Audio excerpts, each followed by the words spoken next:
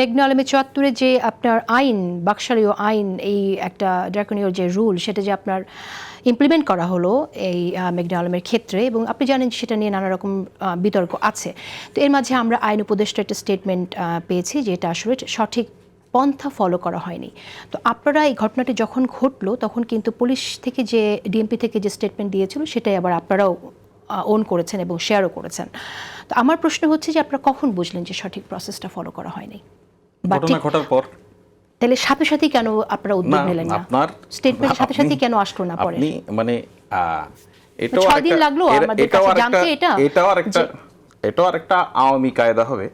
যদি আপনি একবার বলে ফেলেন যে এটা আমরা এই কারণে করেছি, তারপরে আপনার লিগ্যাল প্রসেস রিভিউ করার ব্যাপার আছে, সরকারের মধ্যে এটা নিয়ে আলোচনার সুযোগ আছে, সেই আলোচনার পরে এই সিদ্ধান্তে উপনীত হওয়া যে যেহেতু আমরা করে ফেলেছি এখন যাই হোক আমাদের আগের সিদ্ধান্তে আমরা ঠিক থাকবো, এটা আওয়ামী কায়দা।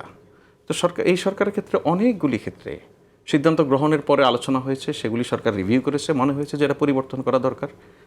সরকারের তেমন আচরণ হওয়া উচিত। সরকারের যদি চেঞ্জটা কি হলো আওয়ামী কায়দা থেকে, এখানে ডিফারেন্সটা কি হলো? 6 দিন পর আমরা এই সত্যিটা জানলাম যে সঠিকভাবে এটা ফলো করা হয়নি। চেঞ্জটা কি দেখলাম? এটা বলা উচিত না আর কি। আপনি লাইভ প্রোগ্রামে তো বলছেন, মানে আওয়ামী কায়দা থেকে চেঞ্জ কি হলো এটা যদি বলেন। আওয়ামী কায়দায় তো অনেক এক্সট্রিম গেছে, অনেক এক্সট্রিম গেছে, কিন্তু আমি এই জায়গাটাই বলি যে 1974-এর এই আইনটাই, বিশেষ ক্ষমতা আইনটা তো কালো আইন। এই আইনটা যখন প্রয়োগ করা হলো, আমি আপনার সঙ্গে একমত হয়ে বলছি এবং আমি পরিষ্কার করে বলছি এই বিষয়ে ল মিনিস্টার যে বক্তব্য দিয়েছে তারপর আর কোনো বক্তব্য নেই। যে প্রক্রিয়াগত ভুল ছিল, এটা করা ঠিক হয়নি, সেই বিষয়ে উনি বলেছেন।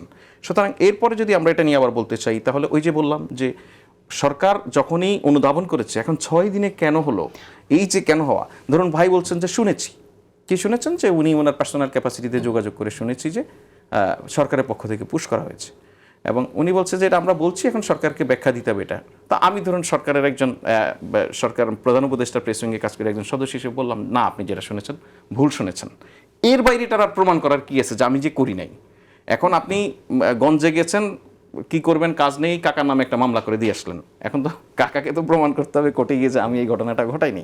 ওরকম প্রক্রিয়া তো নয়। শুনেন, আপনার পুশ করা, আমাদের এখানে সবচেয়ে বেশি আলোচনাটা হয়তো সোশ্যাল মিডিয়ায়। আপনারা আমাদেরকে একটা জিনিস দেখেন, আমি সেন্টেন্সটা শেষ করি। একটা জিনিস দেখেন তো, সরকার তার কোনো কিছু প্রচারে আনার জন্য কি কোথাও কোনো একটা পোস্ট বুস্ট করেছে? কোনো স্পন্সর পোস্ট আছে কোনো কিছুর? এটা আমাদের কাজ না। আমাদের কাজ হচ্ছে মানুষ তার নানান প্রতিক্রিয়া নানানভাবে দেখাচ্ছে, আমরা কোথাও তো মানুষের এই প্রতিক্রিয়াগুলিতে কম্পাইল করে প্রকাশও করছি না। এগুলি আমাদের কাজ না। ফয়েজ, আমি মাসুদ আপনার কাছে আসছি, কিন্তু খুব সংক্ষেপে একটু বলবেন যে মেঘনা আলমের ঘটনাটা কি আসলে? মানে এটা নিয়ে আমরা দেখছি যে সরকার মনে হচ্ছে বিব্রত, কি স্টেপ নেবে না নেবে সিদ্ধান্ত নিতে কি এটা সময় লেগেছে, এরকমটা প্রতীয়মান হচ্ছে। এটা নিয়ে ল মিনিস্টার যে বক্তব্যটা দিয়েছেন, আপনারা এই বক্তব্য সারাদিন প্রচার করেছেন, দেশের মানুষ সারাদিন এই বক্তব্য দেখেছেন। আমার কাছে মনে হয় ল মিনিস্টারের যে বক্তব্যটা আমরা সেটাতেই থাকি, সেটাই বক্তব্য। ল অ্যাডভাইজার তো একটি কথা বলেছেন, আমরা সেটা দেখেছি যে প্রসেসটা ঠিকমতো ফলো করা হয়নি। এক্স্যাক্টলি, প্রসেসটা ঠিকমতো ফলো করা হয়নি। প্রসেসটা ফলো করার জন্য আমাদের যে, আপনি যদি প্রত্যাশা করেন যে এই সরকার গঠনের মধ্য দিয়ে সব প্রসেস একেবারে ঠিক হয়ে যাবে, সেই প্রত্যাশাটা ঠিক না। এটাও প্রত্যাশার চাপ। আবার বলছি চাপ। এখন বলছি যে এই প্রত্যাশা অনুযায়ী মানুষের সবকিছু হবে, সেজন্য যে রিফর্মের আওয়াজটা আসছে, এই রিফর্মগুলি করতে দিতে হবে।